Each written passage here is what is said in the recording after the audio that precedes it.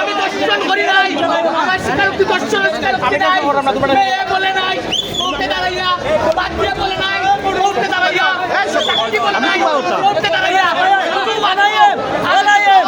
শুধুমাত্র রাজনৈতিক প্রতিষ্ঠা শিকার হয়ে আমাকে আজ মৃত্যুদণ্ডে দণ্ডিত করা হয়েছে। মাননীয় দেশবাসী, সত্য সিলেটবাসী, আপনাদের কাছে করজোড়ে নিবেদন, আপনারা আমার পাশে দাঁড়ান, আমার পরিবারের পাশে দাঁড়ান, আমার পাশে দাঁড়ান।